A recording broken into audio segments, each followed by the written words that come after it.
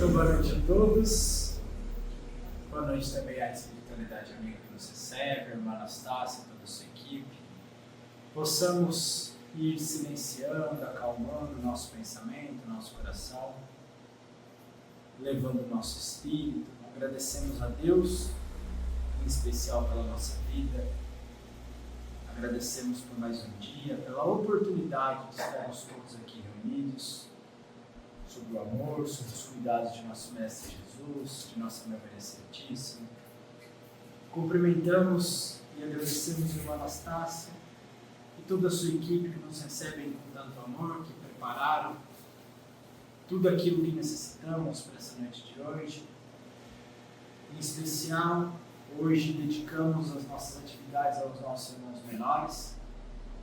Então, que os nossos irmãos veterinários, as equipes espirituais também possam se fazer presentes, nos envolvendo a todos, para que juntos, encarnados e desencarnados, possamos ter uma noite de muita luz, de muito aprendizado, de muito trabalho no bem. E todos aqueles que necessitam possam receber aquilo que vieram buscar. E aqueles que não tiveram a oportunidade de estar aqui conosco, em especial aqueles que necessitam, possam também, pelo acréscimo do nosso Mestre Jesus, receberem segundo suas necessidades. Então pedimos a permissão para iniciar os nossos trabalhos e que todos possamos cantar a oração de São Francisco juntos. Senhor, fazei-me instrumento de vossa paz. Onde houver ódio, que eu leve o amor. Onde houver ofensas, que eu leve o perdão. Onde houver discórdia, que eu leve a união.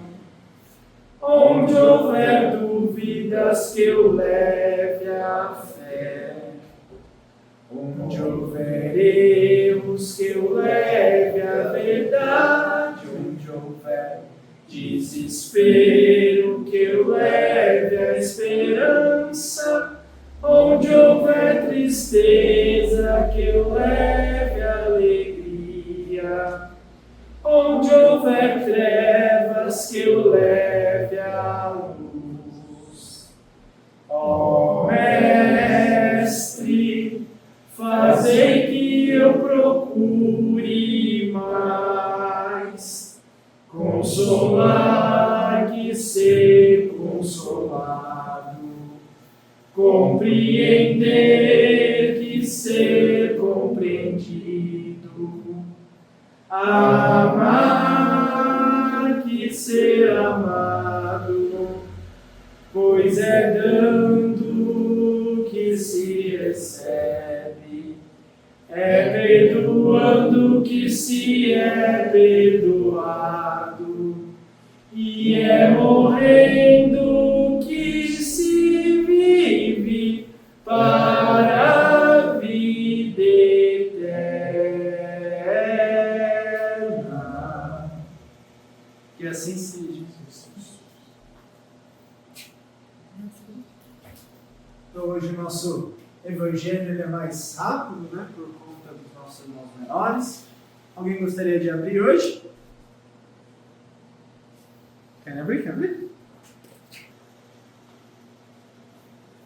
Então, hoje, aberto no capítulo 1, na verdade, nem no capítulo 1, né?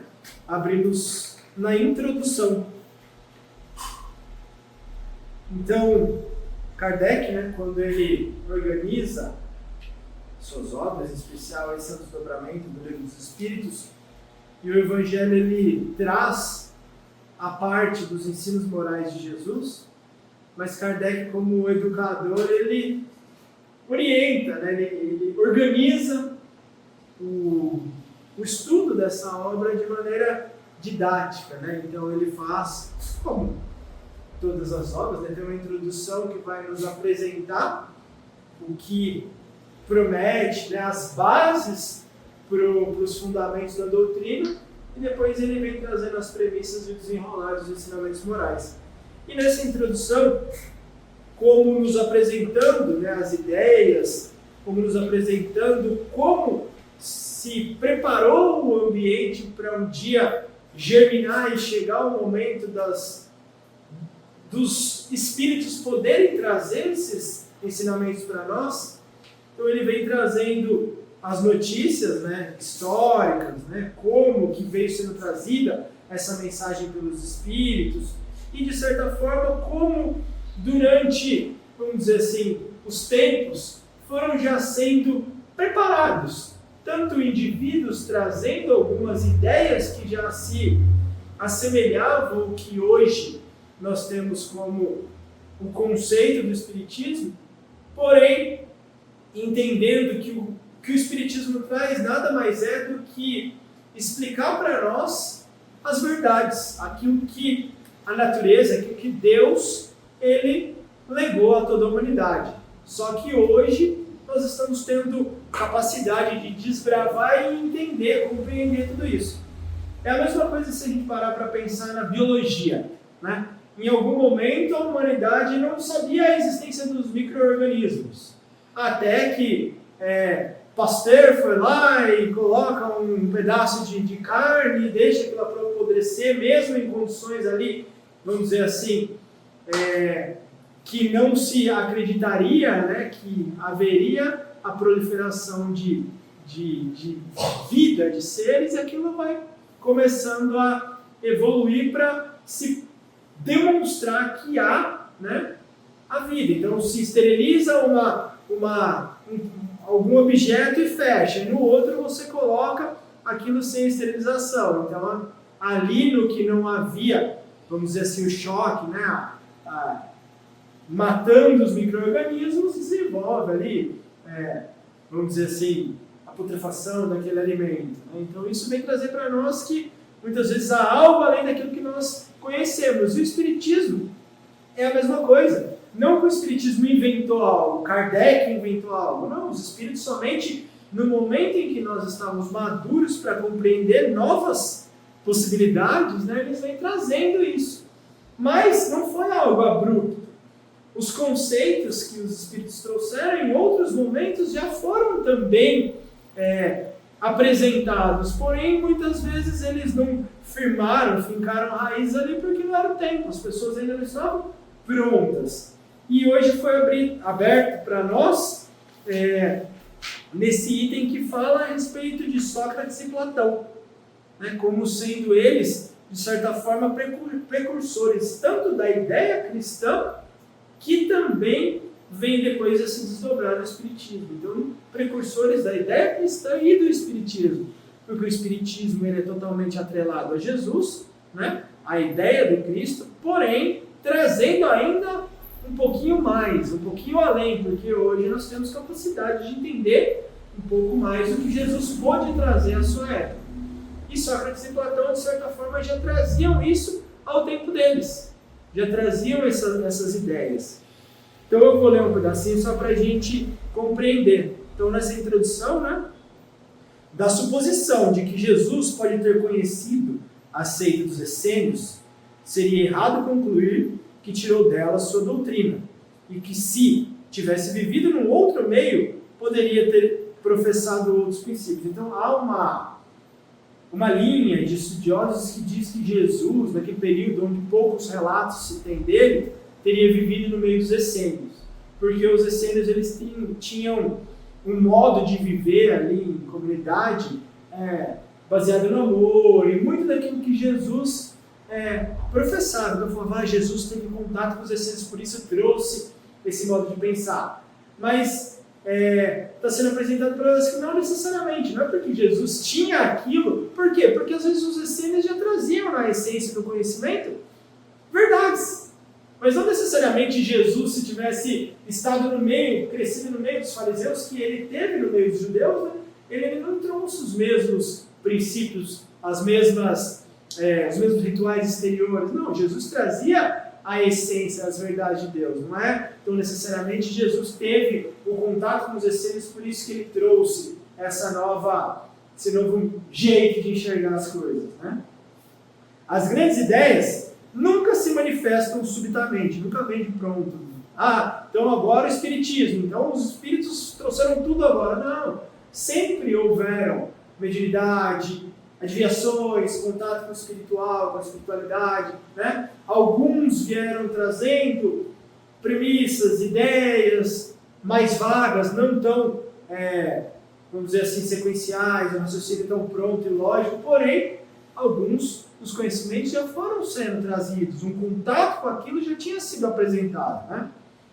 Pois quando é chegado,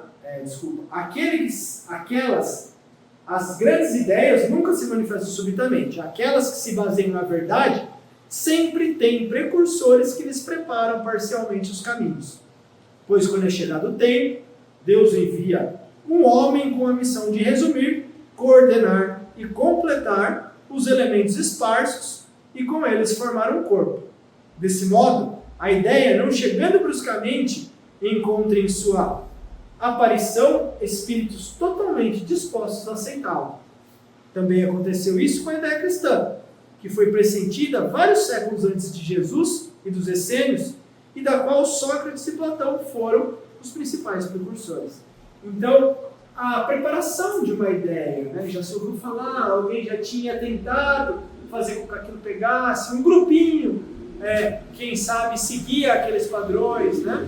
Mas aquilo não se disseminava porque ainda não era tempo de se espalhar. Até que chega um momento, aí vem alguém, né, preparado, um espírito preparado, vamos falar o espiritismo, quem veio? Kardec. Né? Kardec foi o responsável por inventar o espiritismo? Não, ele condensou, ele organizou, ele orientou, vamos dizer, intuído, né, inspirado e com muito trabalho, né, com o espírito de realmente cumprir com a jornada dele, ele veio e deu sequência. Mas perguntam, né, para os espíritos, e se Kardec não tivesse aceitado a missão? Viria outro que o faria. Né? Deus tinha as segundas opções, né? Jesus tinha ali organizado já outros irmãos que estavam aptos a, caso Kardec não assumisse a tarefa, né? Porque existe a possibilidade, sendo humano, né? Tendo livre-arbítrio, de não ter dado conta, né? Mas com primazia ele conseguiu trazer para nós o Espiritismo, codificar, organizar o Espiritismo, né? Então ele fala que antes mesmo de Jesus, Sócrates e Platão já tinham ali trazido muito da ideia que depois Jesus veio e o Espiritismo consolidou, né? Sócrates, assim como Cristo, não escreveu nada, ou não deixou nenhum escrito. Como ele, morreu a morte dos criminosos, vítima do fanatismo, por ter atacado as crenças tradicionais e posto a virtude real acima da hipocrisia e do simulacro das formas. Então, o Sócrates não deixou nada escrito, né? Quem depois escreveu tudo foi Platão. E assim como Jesus, quando eles fazem uma analogia, né? Ele também foi condenado pela ignorância, né? Pelas crenças tradicionais que viram ali em Sócrates um impedimento, né? Numa palavra, por ter combatido os preconceitos religiosos. Como Jesus foi acusado pelos fariseus de corromper o povo com seus ensinamentos, Sócrates também foi acusado pelos fariseus de seu tempo, pois houve deles em todas as épocas, de corromper a juventude, proclamando o dogma da unidade de Deus, da imortalidade da alma e da vida futura. Olha lá, Sócrates já falava de um Deus único, da continuidade da vida, né, da imortalidade da alma, e uma das ideias que já trazia era da vida futura, da continuidade, né? E assim como nós só conhecemos a doutrina de Jesus pelos escritos de seus discípulos, só conhecemos a de Sócrates pelos escritos de seu discípulo Platão. Acreditamos ser útil resumir aqui seus pontos principais para mostrar sua concordância com os princípios do cristianismo. Então aqui ele vai trazer uma série de ideias, né, que Sócrates já trazia e que vão concordar aí com. Então ele coloca aqui o homem, eu dei uma pulada aqui só para a gente ter essa noção do que ele já trazia. O homem é uma alma encarnada. Antes da sua encarnação ele existia unido aos tipos primordiais, às ideias do verdadeiro, do bem e do belo. Vou pular para a próxima. Aqui ele vai trazendo uma explicação mais completa. A alma perturba-se e se perde quando se serve do corpo para considerar algum objeto. Ela tem vertigens como se estivesse bêbada, porque se apega a coisas que são, por sua natureza, sujeitas a mudança. Olha que legal a concepção que ele já tinha naquela época, né? Ao passo, tudo incompleto, né? Do jeito que ele entendia, do jeito que ele conseguia interpretar, mas era uma ideia inovadora.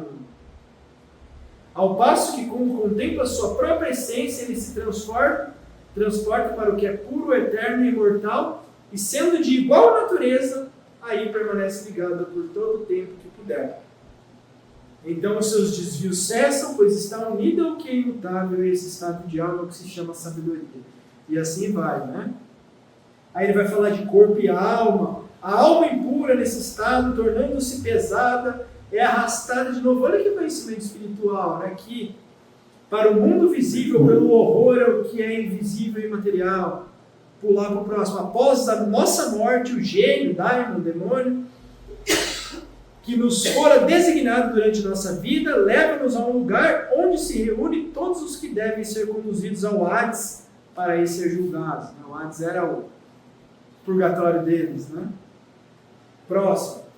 Então, quem quiser ver depois com mais completo aqui, né, ler essa introdução que é bem interessante, né? Vai falar dos demônios, que na verdade naquela época demônio não era o demônio de hoje em dia, né? Demônio era sinal de espírito, de gênio, né? O nosso espírito mesmo. Então são bastantes explicações aqui. Então, só para finalizar esse trecho, vou ler o último parágrafo aqui. Ele fala: é por ter professado esses princípios que Sócrates foi primeiro taxado de ridículo, depois acusado de impiedade e condenado a beber cicuta. Cicuta é um veneno, né? Tanto é certo que as grandes verdades novas, levantando contra si os interesses e os preconceitos que ferem, não podem estabelecer-se sem luta e sem fazer mártires. Né? Então, lembrando que Jesus ele ensinava naquela moral estranha que fala, né? Vai vir a espada de fogo, vai separar filho contra mãe, pai contra filho, né? Ele está querendo dizer isso, né? Que uma nova ideia, ela não vai se fazer, ela não vai se disseminar, ela não vai ser aceita sem ter divisão, sem ter luta, sem ter mártires, né? Então é só a gente ver quantos ao longo da história foram taxados de loucos, né? Foram mortos porque traziam um conceito, um conhecimento que não era ainda a época de ser aceito, né? Então, aqui ele vem trazendo para nós que não foi só de agora, né? Não foi com o Espiritismo. Veio havendo ali uma preparação para que toda a ideia cristã, a ideia espírita, ela hoje pudesse ir tomando forma, né? Se a gente parar para pensar, por que Jesus, né, que Deus escolheu vamos dizer assim, o cristianismo. A gente vai falar de cristianismo porque o cristianismo veio depois, né? Mas toda a mensagem, né? O Antigo Testamento que vem trazendo os profetas, que vem trazendo toda essas explicações, esse preparo para que depois essa ideia cristã viesse a surgir, foi naquele povo ali, nos hebreus, porque eles eram um povo que já estava, quem sabe, um pouco mais preparado por essa ideia de um Deus único, né? E aí, Jesus, ele vem naquele meio que é onde estava mais propício para que a ideia dele, para que a mensagem dele florescesse.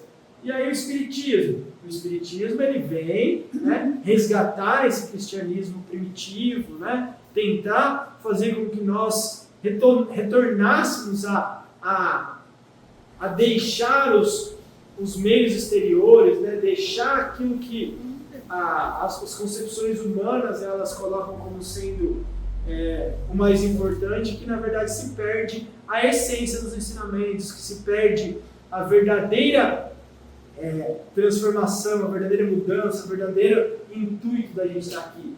Então nós vemos que vem sendo preparado o caminho, né, para que as coisas possam ir se melhorando, se lapidando. Então pensemos que também Kardec, que o Espiritismo já abriu o baú com todas as informações. Acredito que ainda há muito a aprender, a se desenvolver, mas tudo vai acontecer ao nosso tempo, né? Com a maturidade da humanidade, né?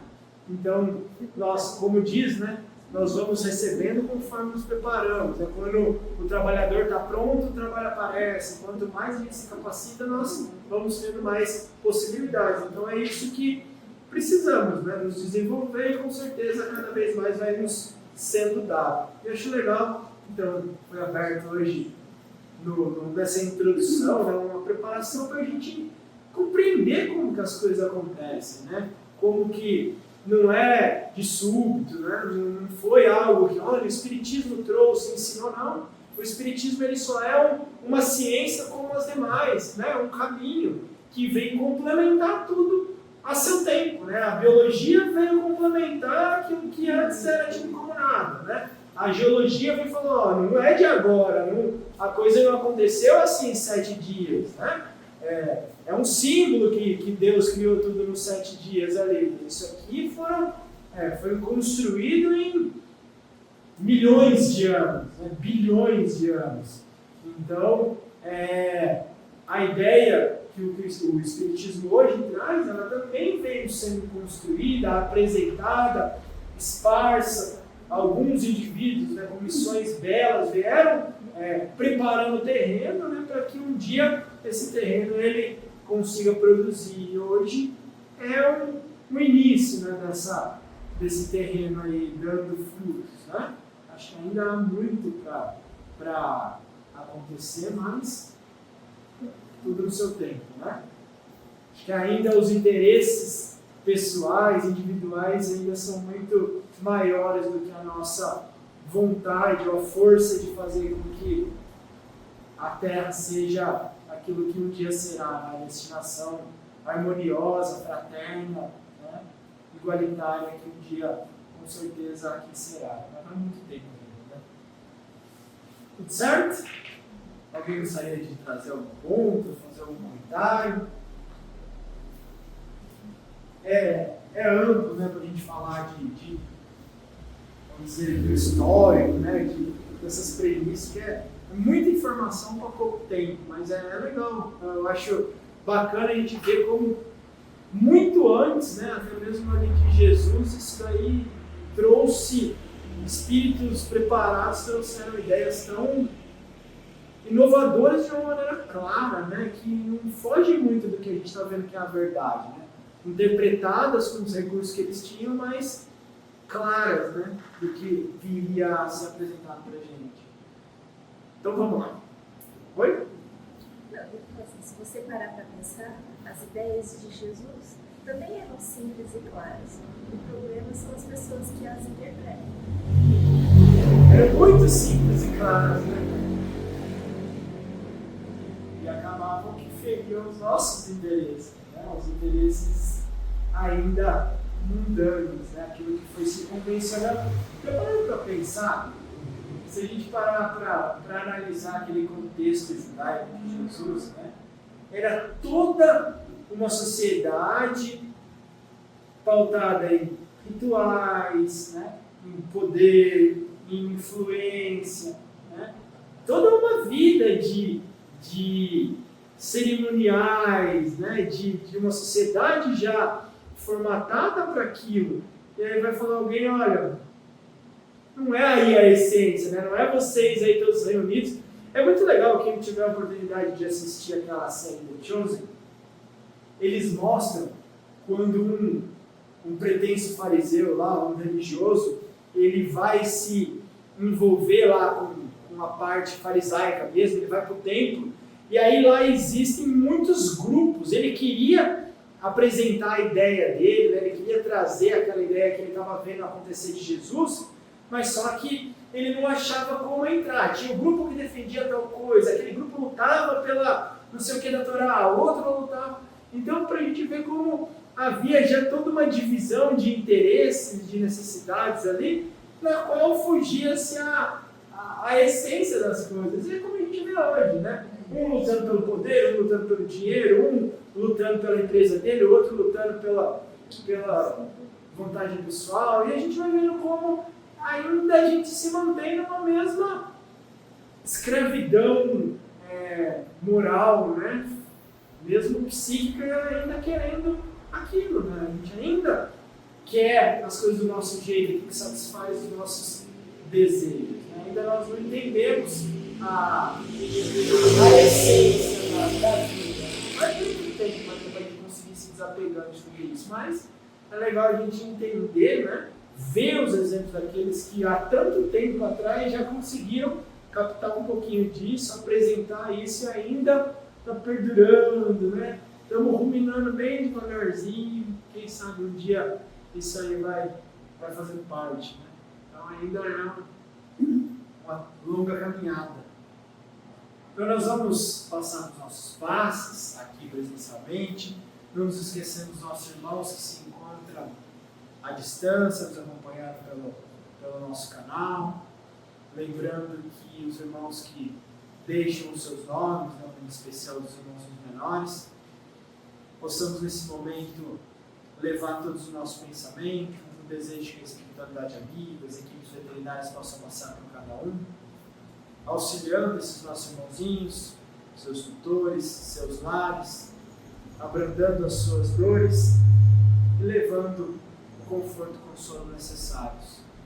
Que todos aqueles também que não tiveram a oportunidade de estar conosco hoje, que se encontram necessitados, possam receber uma mão amiga, seja ela encarnada ou desencarnada, sob os comandos de Jesus. Então pedimos a permissão para encerrar essa etapa. Vamos seguindo aqui com as nossas atividades. Que assim seja. Graças a Deus e graças a Jesus.